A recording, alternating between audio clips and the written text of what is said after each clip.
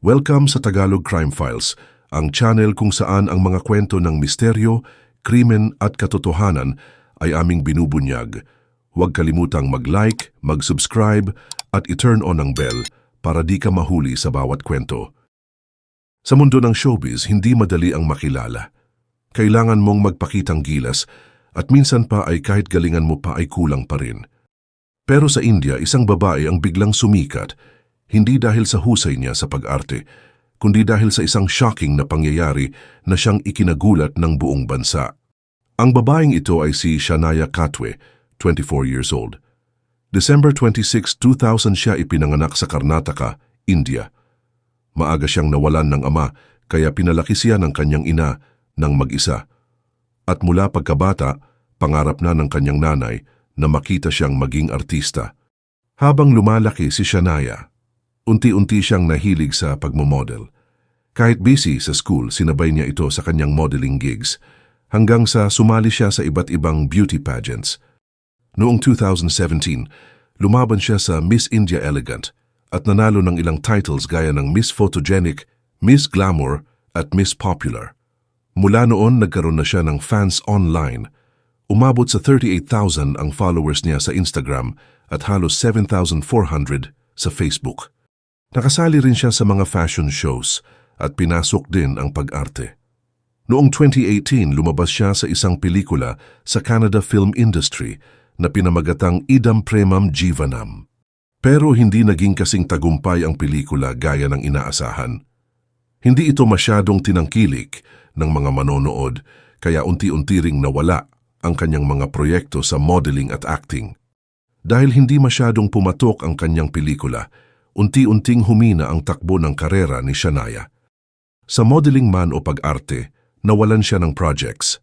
Mas lalong bumigat ang sitwasyon nang halos wala na ring endorsements na pumapasok. Dumating sa point na kailangan na niyang magdesisyon, maghintay pa ba ng break? O lumipat na ng direksyon? Kaya para makabangon at magpatuloy sa buhay, nagdesisyon si Shania na mag-apply bilang cabin crew sa isang kilalang airline sa India, ang SpiceJet Airlines. Matapos ang ilang buwan ng training at pagsusulit, natanggap siya sa trabaho. Isang bagong simula. Mula sa spotlight ng fashion runways, ngayon ay nagsiserve na siya sa loob ng eroplano, suot ang kanyang uniform na may confident smile. Akala niya dito na magsisimula ang panibagong chapter ng kanyang buhay. Pero kahit nasa bagong industriya na siya, hindi pa rin niya tuluyang binitawan ang showbiz dream. Sa puso niya, artista pa rin siya. Noong taong 2021, bumalik si Shania sa entertainment scene. This time, comedy ang genre ng pelikula. Para kay Shania, ito na raw ang second chance na matagal niyang hinihintay. Nagkaroon ng media promotion para sa pelikula at isa sa mga event ay ginanap noong April 9, 2021. Isang party na dinaluhan ni Shania kasama ang kanyang ina. Pero sa likod ng mga ngiti sa kamera, may tensyon palang unti-unting bumubuo sa kanyang personal na buhay. Tensyon na hindi niya kayang itago habang buhay, at dito na magsisimula ang mas madilim na kabanata sa kanyang kwento. Pagkatapos ng promotion party noong April 9, 2021, umuwi si Shania at ang kanyang ina mula sa event, pero napansin nila na hindi umuuwi ang kanyang stepbrother, si Kenneth Katwe, 32 years old. Sa simula akala nila baka may pinuntahan lang ito o kasama ang mga kaibigan. Pero habang lumilipas ang oras, napapalitan ng kaba ang dating normal na hinala. April 11, 2 araw na ang lumipas, pero wala pa ring paramdam si Kenneth. Hindi sumasagot sa tawag, walang reply sa text, at ni anino niya'y hindi makontak ng kahit sinong kamag-anak o kaibigan. Dahil sa pag-aalala, nagtungo sa police station ang pamilya para mag-report ng missing person case. At dito na nagsimula ang sunod-sunod na mga tanong. Saan napunta si Kenneth? May nangyari ba sa kanya o kusa lang ba siyang nawala? April 12, 2021, isang tawag mula sa mga autoridad ang nagpagulo sa lahat.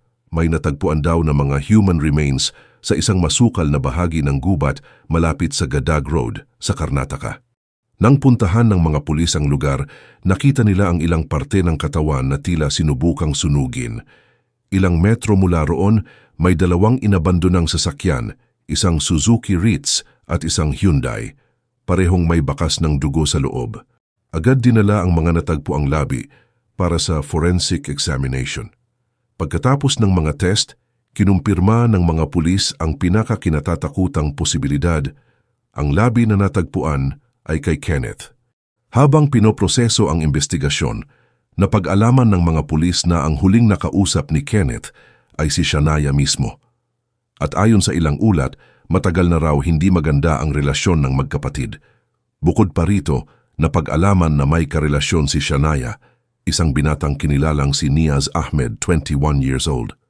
Ayon sa mga kapitbahay at kakilala, si Niaz ay may reputasyon na pasaway. At si Kenneth? Hindi sang-ayon sa relasyon ng dalawa. Ilang beses na raw silang nagtalo dahil dito. Sa puntong ito, hindi patahasang sinasabi ng pulisya kung sino ang may sala, pero unti-unti na silang naglalatag ng mga pangalan. At sa loob lamang ng ilang araw, magkakaroon ng malaking twist ang kwentong ito. April 17, 2021, isang linggo matapos mawala si Kenneth, ipinasok sa questioning si Niaz Ahmed, ang boyfriend ni Shania. Sa unang mga tanong, tikom ang bibig ni Niaz, pero habang tumatagal ang interogasyon, napansin ng mga investigador na may mga inconsistencies sa kwento niya. At sa gitna ng pressure at pagtutok ng mga pulis, tuluyang nabasag ang kanyang katahimikan. Inamin ni Niaz na may kinalaman siya sa pagkawala ni Kenneth. At hindi lang siya ang sangkot, may kasama raw siyang 3 pang kaibigan. Tausif, 21 years old, Altaf, 24 years old, at Aman, 19 years old. Pero ang mas nakakagulat, ayon kay Niaz, si Shania mismo ang nag-utos ng lahat. Kwento ni Niaz, matagal nang may tensyon sa pagitan ni Shania at Kenneth. Hindi raw matanggap ni Shania na may stepbrother siya, lalo na't sa paningin niya, hadlang ito sa kalayaan at relasyon niya kay Niaz. Sa isang pag-uusap nila, sinabi raw ni Shania, "Kung mahal mo talaga ako, alisin mo siya sa landas ko." At dito na nila sinimulan ang plano. April 9 ang napiling araw, mismong araw ng pelikula ni Shania. Perfect timing kasi wala siya sa bahay at hindi siya madadawit agad. Ayon sa salaysay, gabi ng April 9 pumunta si Niaz at mga kasabwat sa bahay ni Shania. Nang pagbuksan sila ni Kenneth, agad siyang inatake, dinala siya sa banyo. Doon ginawa ang karumaldumal na hakbang na tuluyang nagpatigil sa kanyang buhay. Pagkatapos ang katawan ni Kenneth ay pinaghiwa-hiwalay. Isinilid sa mga plastic bag at dinala sa gubat kung saan ito sinunog at ikinalat. Ang mga sasakyan ay iniwan lang malapit sa crime scene at doon natagpuan ang mga bakas ng dugo. April 22, 2021, inaresto na rin ng pulis si Shania Katwe. At sa loob lang ng 1 oras ng interogasyon, bumigay rin siya. Umamin si Shania.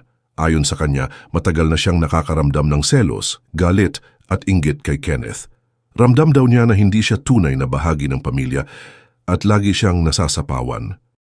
Sa relasyon nila ni Niaz, si Kenneth ang tanging hadlang. Kaya nang pumasok sa eksena si Niaz, naging parabang paraan ito para alisin ang problema sa paraang hindi niya kailanman inisip na mauuwi sa ganito. Matapos ang pag-amin ni Niaz at Shania, agad silang sinampaan ng kaso. Ang 4 na lalaki, Niaz Ahmed, Tausif, Altaf at Aman, ay kinulong at sinampahan ng kasong premeditated murder o sinadyang pagkitil ng buhay. Hindi nakaligtas si Shania.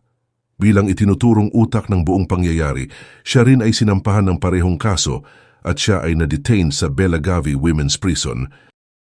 Habang inaasikaso ang mga legal na proseso, patuloy na tinututukan ng media ang kwento. Naging headline ito sa buong India.